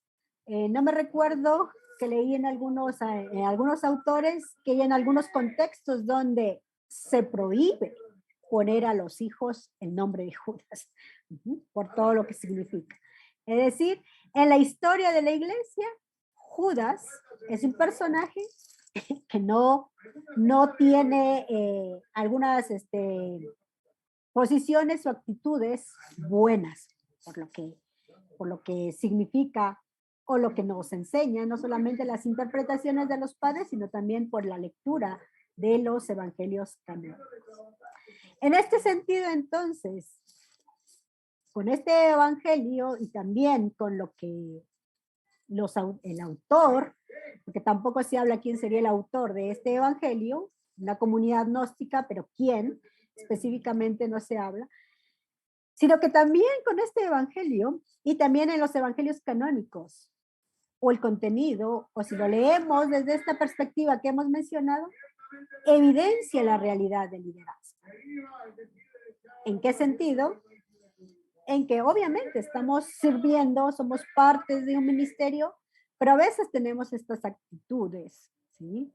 Posiblemente de Judas. O como ya lo mencionaba, con el tema del apostolado. Muy manipulado, muy manoseado el tema del apostolado. El servicio se ha cambiado por la imagen. La diaconía, como ya lo mencionamos, que nos describe Jesús, a veces ya no importa tanto, sino más lo que importa es la imagen, la posición, el cómo me llamen, el cómo me nombren, el cómo se dirijan a mí. Es posible que muy pocos entiendan el significado del ministerio o de la diaconía. Es decir, en estos tres aspectos vemos que el evangelio de Judas otra vez evidencia a lo mejor la realidad que vivía la comunidad de los apóstoles en ese tiempo. La imagen de Judas se tergiversó completamente y obviamente hemos resaltado la imagen de los apóstoles. Es posible, como ya nos decía el evangelio de Judas, que estos apóstoles no entendieron ese significado de servicio y el único que lo entendió fue Judas, ¿sí? Serían como incógnitas que obviamente ni los canónicos ni en el caso de los apócrifos nos dan una respuesta tan objetiva, ¿sí?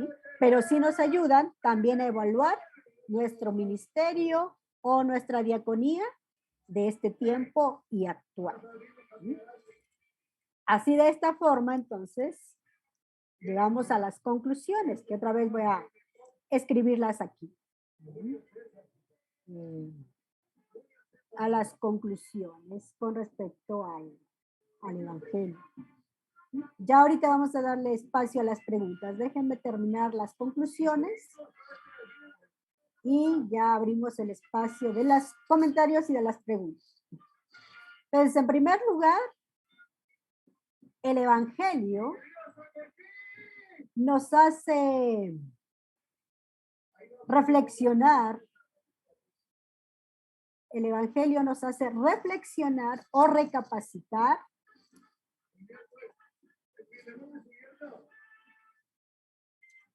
el Evangelio de Judas, ¿no? El Evangelio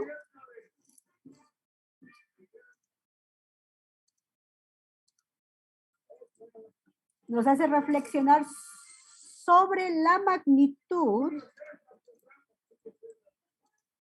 de los orígenes del cristianismo. Sobre la magnitud de los orígenes del cristianismo.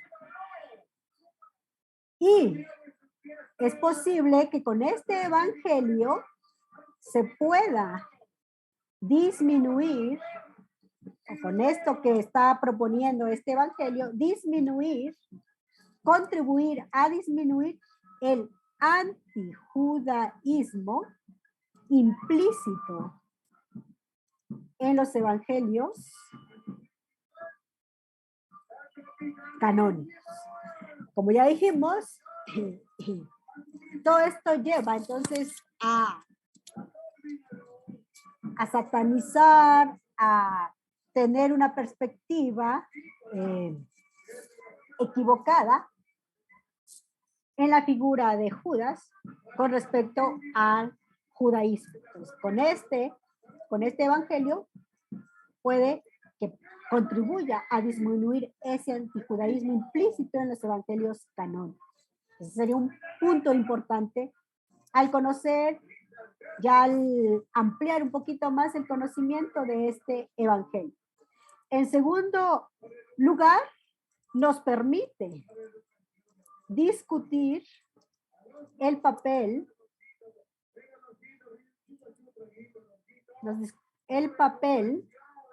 de Judas en la historia del cristianismo.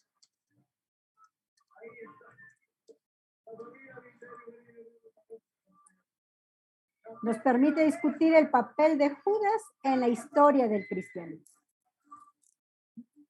Y lo que hemos hecho, la tercera conclusión, desde la relectura que hicimos, ya lo hemos mencionado, nos evidencia la realidad del liderazgo o ministerio. Y una cuarta que quiero hacerla en forma de pregunta, una conclusión que a pesar de su actitud negativa que nos presentan, o su perfil negativo más que actitud, su perfil negativo que nos presentan los evangelios canónicos y que el evangelio nos dice, reivindica la persona de Judas. La pregunta sería, ¿Jesús no haría lo mismo con él? Reivindicar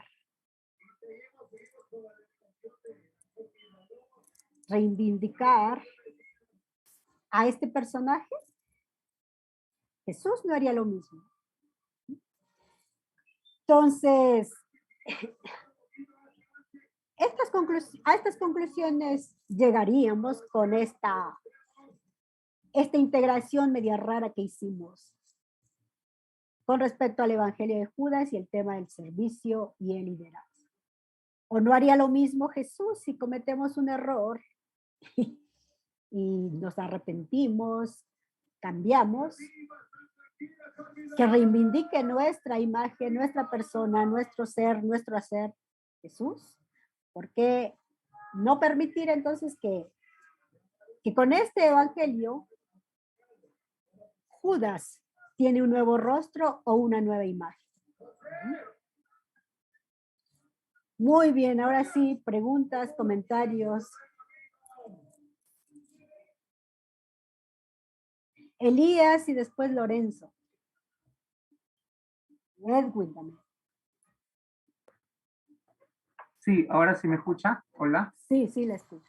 Sí, no, la pregunta luego de escucharla era, venía a mi mente, ¿hasta dónde es el punto de división entre el Judas de la fe, como discípulo de Jesús y todas sus implicancias, y el Judas de la historia, o el Iscariote de la historia, en todo caso, de estos textos gnósticos, ¿no? ¿Cuál es diríamos, el límite entre uno y el otro? Sí, bien. Su pregunta igual iría con respecto al tema de Jesús, cuando se habla del Jesús del dogma y el Jesús de la fe, el Jesús histórico. De esta manera estaríamos igual haciendo referencia a Judas. El Judas del dogma que vemos en los escritos canónicos y el Judas histórico que se presenta en su evangelio atribuido a él, pero que no es de él. ¿Por qué? Lo escribe a otra comunidad. Entonces el límite sería eso, ¿no? En el sentido de que es un personaje que ya tiene un estigma y que es difícil que le cambiemos. Creo que tendríamos que considerar esta conclusión, que Jesús no haría lo mismo en reivindicar a este Judas que nos habla y que nos resaltamos mucho su arrepentimiento cuando habla en los evangelios canónicos y que toma una decisión muy drástica. Entonces hay que mirar, obviamente, posiblemente la humanidad también de Judas y lo que nos presenta la comunidad, ¿sí? Entonces hay que resaltar a ese Judas humano también, ese Judas humano que es parte de los 12, que es el principal y que, como ya lo mencioné, es una reacción a lo que presenta la comunidad juanina con respecto al perfil drástico. Entonces, creo que no hay que cerrarnos a esas posibilidades. Creo que no hay que ser tan dogmáticos igual en nuestras lecturas o relecturas del texto y también de nuestras tradiciones cristianas con respecto a algunos personajes. Lorenzo, hermano Lorenzo. Muy bien, hermano. Bueno, muy bien. Quiero una pregunta, hermana. Acá dice que llama, la pregunta es, ¿Judas está en el infierno? Como él ha sido traicionador de Jesús. Y también aquí dice, después de muerto no se puede reivindicar a nadie. Yo no les puedo contestar esa pregunta, porque ni me he muerto y no sé qué pasará después de muerto. Solo sé que hay una promesa en la Biblia, que ya, una promesa que los muertos van a dar cuentas a Jesús, a Dios. Entonces, como yo no he participado de eso todavía, solo estoy en esa promesa, no le puedo decir si está en el infierno o no. Sería muy egoísta de mi parte de decir que está en el infierno, cuando yo no sé, por esta reconstrucción histórica y este análisis que estamos haciendo, tanto de los canónicos como de los apócrifos, damos un juicio de valor. Pero al final es Dios quien va a decidir esta designación o este meta final, digámoslo así. Entonces, no puedo contestarle esa pregunta sobre el tema ¿sí? Porque si está Judas ahí, pueden estar otros personajes considerados también buenos y que a lo mejor no tuvieron una buena relación con Dios, que estarían ahí. Entonces no creo que tenga yo esa respuesta. Si la tienen algunos otros, se la pueden dar, pero yo no. Hermano Edwin. Bendiciones. Bueno, pensando en lo que habla de la reconstrucción del texto y la tradición como tal que se maneja en Mateo, Marcos, Lucas, Juan, y bueno, toda la comunidad del primer siglo que es lo que nosotros contamos con nuestra Biblia. Si cogemos esto y lo enfrentamos, entonces, digamos, hay un texto que dice acerca de Judas, que hace parte de la tradición bíblica, y dice, mas hay de el hombre que entrega al Hijo del Hombre, o sea, hablando o haciendo referencia a Judas. Entonces, esa expresión que hace Jesús, hay, es como una expresión de lamento o de juicio. ¿Sobre quién? Sobre quien entregue al Hijo del Hombre. Cuando nosotros leemos esto y de pronto leemos lo deuterocanónico o el texto que estamos estudiando ahora y lo comparamos con lo que la Biblia dice, entonces como que me pone en tela de juicio lo que la palabra dice, ¿no? O sea, si es o no es realmente lo que la Biblia dice verdad, y resulta que otros libros foráneos a la Biblia tienen como la verdad para cambiar lo que la palabra de Dios dice. Me genera como una batalla allí intelectual, ¿no? Sí, bueno, no le debe de generar nada, porque en estos estudios, y creo que ya en el curso anterior, han de haber hablado de la formación o de la composición de los evangelios canónicos. Y todas son tradiciones que están presentes en el evangelio. Obviamente que son relatos historiográficos, sino históricos en el sentido literal de la palabra. Es decir, una comunidad trata de poner por escrito la vida y obra de Jesús. Una comunidad que posiblemente no fue la primera comunidad que estuvo de cerca con Jesús, sino es posterior. Lo mismo sucede con el Evangelio de Judas. Una comunidad que quiere reivindicar la figura histórica o historiográfica de Judas. Como ya lo dije en esta primera conclusión, el Evangelio nos hace reflexionar sobre la magnitud de los orígenes del cristianismo. Es decir, no solamente hubo una comunidad, ¿sí?, que reflexionaba sobre Jesús, su vida y todo lo que él hizo. Hubieron posteriormente comunidades que reflexionaron también sobre eso. Pero en este caso no resaltaron a Jesús, resaltaron a otros personajes que creyeron que eran importantes resaltar, hacerlos visibles o reivindicarlos, como en este caso de Judas, ¿sí? Ya, teniendo en cuenta todo esto, hay que mirar los aspectos teológicos. ¿Qué significa? ¿Qué significa lo que nos hablan estos evangelios, obviamente canónicos? ¿Y qué significa lo que nos hablan estos evangelios apócrifos? Aquí tiene que ver entonces con teología, que obviamente toda nuestra teología cristiana y doctrina cristiana está sobre la base de estos evangelios canónicos y no tanto sobre los evangelios apócrifos. Entonces no nos tiene que causar confusión, más bien que establezcamos un diálogo, una reflexión sobre todo esto y llegar a una conclusión que nos haga tener una posición mucho más abierta, que vaya por la línea correcta, adecuada, y no caer en fundamentalismos o en dogmatismos que no nos permite a lo mejor dialogar con otras posiciones o otras posturas con respecto a lo que estamos estudiando. Hermano Carlos y hermano Antonio.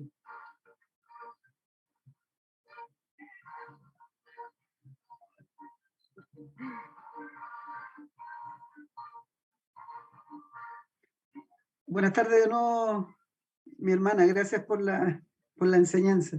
De repente yo creo que a lo mejor puede pasar que muchas veces con la forma de la enseñanza que es buena y que es consistente acerca de los apócrifos, puede dar un cierto tinte que como que uno los pusiera a la altura y quizás eso le pasa a algunos de los compañeros. Yo creo que pasa por eso. Pero yo leyendo la escritura, me encuentro con Juan, en el mismo Evangelio de Juan, en el capítulo 17, en el verso 12, ahí en la oración de Jesús, él dice lo siguiente, dice, cuando estaban con ellos en el mundo, yo los guardaba en tu nombre. A los que me diste, yo los guardé, y ninguno de ellos se perdió, sino el hijo de perdición, para que la escritura se cumpliese. Y ahí nosotros vemos, ¿no es cierto?, la suficiencia que tiene la escritura para nosotros como algo que es de origen divino, ¿no es cierto?, y que tiene que ver con los planes que a veces nosotros no conocemos, como usted bien decía del Señor. Pero sí la Biblia establece ahí que a pesar, por ejemplo, que los discípulos, muchos cayeron, muchos se equivocaron, como el mismo Pedro, ¿no es cierto?, para ellos hubo una reivindicación finalmente, como usted bien lo decía. Hubo perdón. Ahora uno, si quisiera traspolar ese perdón hacia muchas personas, quizás no tendría quizás argumentos para saber si alguien es salvo o no es salvo. Así es. Pero acá Jesús está dejando claro, y de hecho cuando uno lee las profecías del Antiguo Testamento, sobre todo el Salmo 41:9, el 55:12, 14, el 119, Zacarías, hablan, ¿no es cierto?, y profetizan acerca de Judas como, podríamos hacer esa asociación, ¿no es cierto?, también, como el hijo de perdición. Entonces nosotros también podríamos argumentar, la salvación es de nosotros o es del Señor. También podríamos pensar eso. Podríamos pensar si Dios es el que salva o somos nosotros. Hasta así podríamos también pensar en si la salvación se pierde o no se pierde. O quién da la salvación, o en qué minuto alguien es un perdido, hasta qué punto, no sé. Tantas cosas nos podríamos plantear. Sí. Pero yo quería dejar estos argumentos ahí que están dentro de la Escritura, para que no pensemos que los apócrifos están a la altura de los libros inspirados, y que nos sirven, como dice usted, para hacer quizás un contraste y no para tomarnos así como tan trágico, tan en serio los libros que usted nos está enseñando. Sí, como enseñanza, pero no así como algo que está a la altura, digo yo, a la misma altura de la Escritura. Eso, que Dios le bendiga. Gracias, Carlos, gracias por su comentario. Vamos a terminar con nuestro hermano Ramiro y también ya cerrar este periodo y pedirle a nuestra hermana Leticia. Olvidé orar al inicio, así también podríamos orar al final. El orden de los factores no altera el producto, ¿verdad? Hermano Ramiro. ¿Cómo está, hermana? Gracias, Dios le bendiga. Para mí y para todos los creyentes que están aquí, obviamente, la palabra es arrepentimiento. ¿Sí? Eso es. David, Abraham, todos se han equivocado, pero se han arrepentido. El problema que yo veo con Judas es, a mí no me parece, y obviamente la Biblia no dice que se arrepintió, dice que se arrepintió, entregó las monedas, todo pero ¿qué hizo? Se ahorcó. Eso a mí ya me dice que él no tuvo un arrepentimiento genuino. Si uno no se arrepiente genuinamente, sabemos, la palabra de Dios es recta, ¿no? Entonces, simplemente eso, ¿no? Ahora, me encanta estudiar esto, es interesante saber, ¿no? ¿Qué dice el Evangelio de Judas? ¿Qué dice María, Magdalena? Todo es una bendición leer todo, pero esto nos agarra a que nosotros realmente seamos más fieles en el Señor. Esas escrituras que estamos viendo nos dicen que sí, Dios está en control de todo y que obviamente hay varias literaturas, el Quijote de la Mancha, tantos otros que nos enseñan muchas cosas, pero el evangelio único es ese. Muchísimas gracias. Dios la bendiga. Muchas gracias, hermano Ramiro, es cierto. Ajá. Y bueno, otra vez no nos corresponde decir si se arrepintió o no, sino es Dios el quien hace su juicio final, no solamente de Judas, sino creo que también de todos nosotros, que todos vamos para el mismo lugar, morir. Bueno, disculpen, ya nos pasamos con 7 minutos. Javier y el hermano Gumercindo. La hermana Leticia le doy su tiempo. Gracias.